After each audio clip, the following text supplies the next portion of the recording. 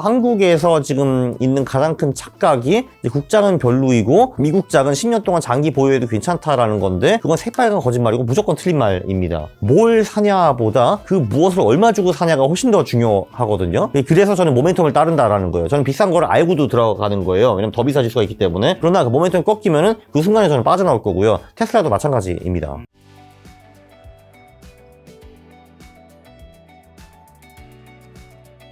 자, 딥시크도 요즘에 시장이 굉장히 뜨거운 뉴스인데 딥시크 쇼크 어떻게 보시는지랑 딥시크가 AI 패권 쟁취할 것이라는 해석도 나오고 있습니다. 일단 패권 쟁취는 못할 것 같아요. 왜냐면 이제 중국인들은 뭐 새로운 거 만들지는 못해요. 그냥 이제 있는 거를 아주 훌륭하게 그 값싸게 따라하는 거를 굉장히 잘하는 민족이고 그거는 안 바뀔 것 같아요. 이제 동양 그 교육상 못 바꿔요. 그거는 그냥 그 새로운 패러다임을 제시할 수는 없어요. 제가 보기엔 딥시크가.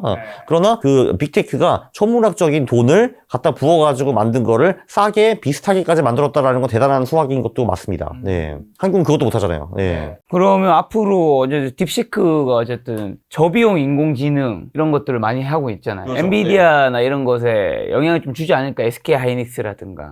그렇죠. 딥시크 쇼크 후에 빅테크 주식이 다 빠졌다가 다른 주식은 다 회복을 했는데 엔비디아만 지금 빌빌거리고 있습니다. 네, 엄청나게 내추럴한 거거든요. 이게 옛날 이쪽에 우리가 1940년대에 처음 컴퓨터를 만들 때는 그 컴퓨터가 그 이 스튜디오보다 더 큰 곳에 있었을 거거든요. 제가 알기로는.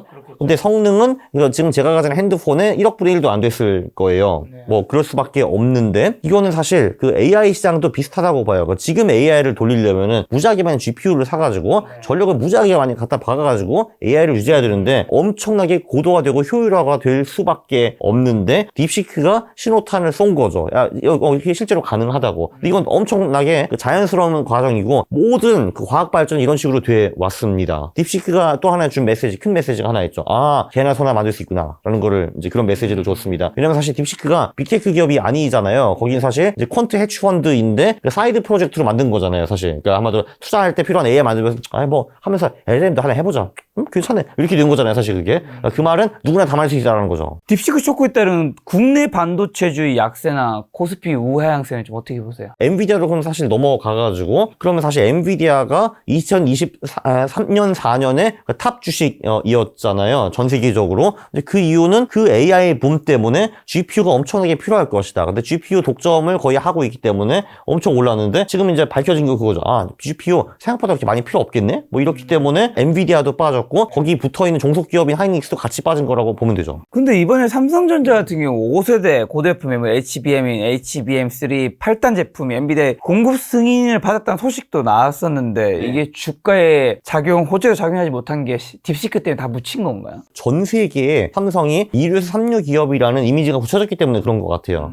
더 이상은 그런 그냥 하찮은 제품 같은 경우는 이제 턴어라운드가 불가능할 것 같아요. 사실 저도 이제 그 독일에 있다가 3년 전에 다시 한국에 들어왔는데 그 삼성 직원들의 분위기가 엄청나게 바뀌었다는 걸 느낄 수가 있었어요. 그러니까 제가 이제 어렸을 때는 그 삼성은 정말 뼈 빠지게 그러니까 이제 야근은 당연한 거고 주말까지 갈아 넣고 그래도 한 40대 중반에 대부분 잘린다. 이게 이제 삼성의 이미지였거든요. 그게 그분들한테는 굉장히 이제 고통스럽겠지만 우리 주주들한테 너무 좋은 거거든요, 이게. 그래야지 주가가 오를 거 아니야. 이제 순이익이 더 많이 나오고. 근데 이제 갑자기 그 21년에 제가 한국에 와보니까 쇼킹한 게 이제 저가 공기업에 있었잖아요. 공기업의 이미지는 땡까땡까 놀기잖아요. 근데 아니, 내가 있었던 공기업보다 일을 덜 해, 이 사람들이. 급여는 엄청나게 받아가지고 그거 가지고 어떻게 재테크할까 그거만 주로 고민을 하시더라고요. 근데 그거는 어떻게 보면 그 개인들한테 되게 좋은데 회사에 될 리가 없죠, 그게. 진짜 놀랍게도 삼성이 이제 요즘 삼무원이라는 말이 나오잖아요.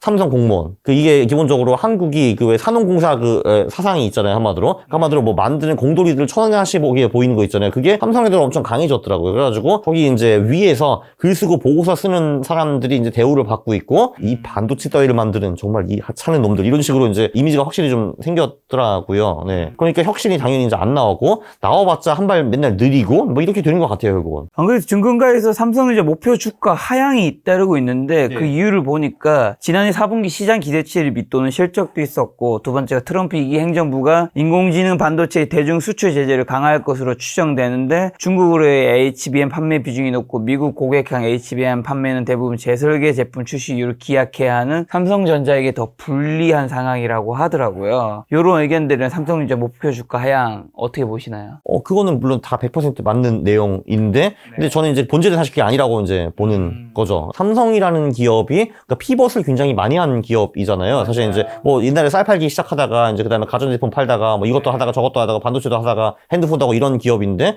사실 근데 그거는 그 기업의 필수라고 저는 봐요. 왜냐면 혁신 사실 같은 거죠. 그렇죠. 왜냐면 이제 어떤 분야이든 뭐 20년, 30년 그것만 하고 먹고 살 수 있는 기업은 그렇게 많지는 않거든요. 물론 그런 기업들도 존재하기는 하지만 특히 이제 테크 쪽에서는 그게 절대 불가능한데, 근데 거기서 혁신을 누가 하고 누가 주도할 것이냐, 그 사람이 지금 아무도 없거든요. 사실 그 혁신을 주도하는 사람은 결국은 그 회장이 해야 되는데 그 사람은 그런 아이디어가 없는 것 같아요, 기본적으로. 자, 지금 이제 이런 딥시크 이야기가 있는 상황에서 미국 빅테크 주식들 좀 어떻게 보시고, 지금 사도 괜찮은 기업도 있나요? 딥시크 쇼크 때 모든 빅테크가 다 좀 떨어졌다가 그 다음에 지금은 엔비디아 빼고는 다 회복을 했어요. 네. 엔비디아가 왜 떨어졌는지는 이제 조금 전에 말씀을 드렸고, 엔비디아가 전형적인 과거 주도주가 될 가능성이 높기 때문에 여기 투자하는 건 제가 보기에는 굉장히 조심해야 됩니다. 엔비디아가 2022년에 70에서 75% 정도 빠졌어요, 고점 대비. 사실 3, 4년에 엔비디아가 최고 주도주였는데 만약에 그 지위를 상실하게 된다면은 엔비디아도 똑같이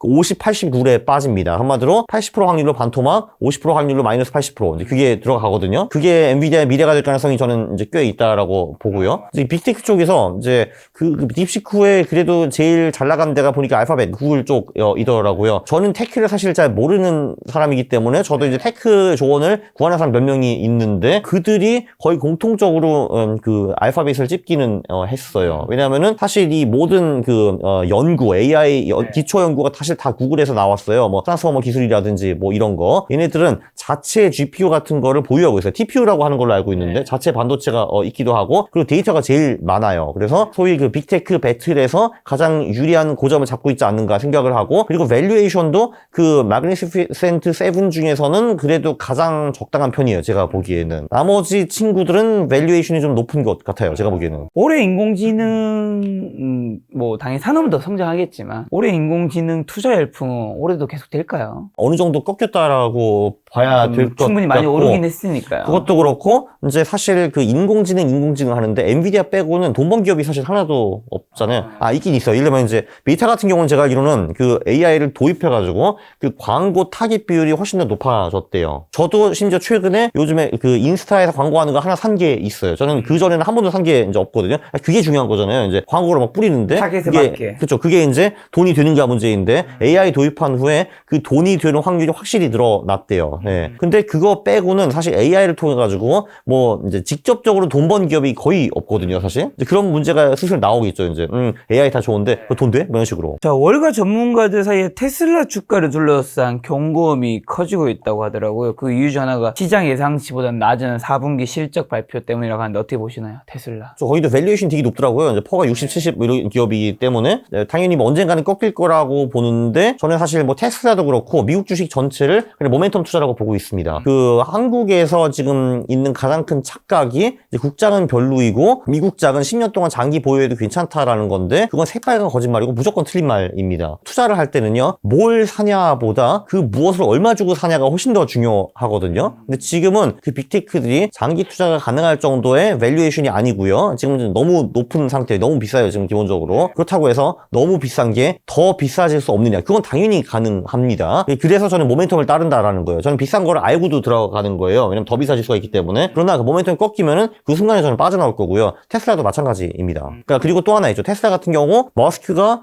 트럼프와 싸우고 둘이 찢어지면 그때도 밟고 나올 겁니다. 지금 공화당 정책 중에 테슬라한테 굉장히 유리한 정책들이 많거든요. 근데 당연히 머스크가 거기를 떠나게 되면 뭔가 보복이 있겠죠. 그래서 그 유리한 정책 중에 상당 부분을 회수하거나 아니면 딴 거를 괴롭히거나 이 가능성이 높기 때문에 저는 그때에도 빠져나올 겁니다. 트럼프와 머스크 관련된 코멘트를 글로벌 투자은행 JP 모건은 테슬라가 가대평가를 받고 있다며 올해 주가가 70% 가까이 폭락할 가능성이, 그날 목표가를 $135로 제시했는데 그에 관련 코멘트가 트럼프와 머스크의 정치적인 관계와 기대감 때문에 주가 상승 랠리가 지속되고 있지만 기본적인 기업 펀더멘털이 완전히 부재하기 때문에 향후 주가 폭락에 면치 못할 것이다. 테슬라가 공격적인 가격 인하 정책에도 불구하고 차량 인도량을 늘리는데 지속적인 어려움을 겪고 있고 중국 전기차 제조업체들과의 치열한 경쟁에 직면해 있다면서 오히려 지금 주가보다 70% 하락. 이런 의견 어떻게 보시나요? 일단 펀더멘털이 부재하다는 건 제가 동의할 수는 없고요. 예, 그러니까 당연히 뭔가 그 가진 게 있죠. 이제 공장도 있고 그 전기차 쪽에 파이오니어이기도 하고 브랜드가 제일 좋기도 하고 그리고 이제 실제로 뭐 화성에 가네만에 뭐 그 스페이스X도 뭐 당연히 가치가 저는 있다라고 이제 보고요. 거기 파생돼 가지고 새로운 상품들이 계속 나올 수가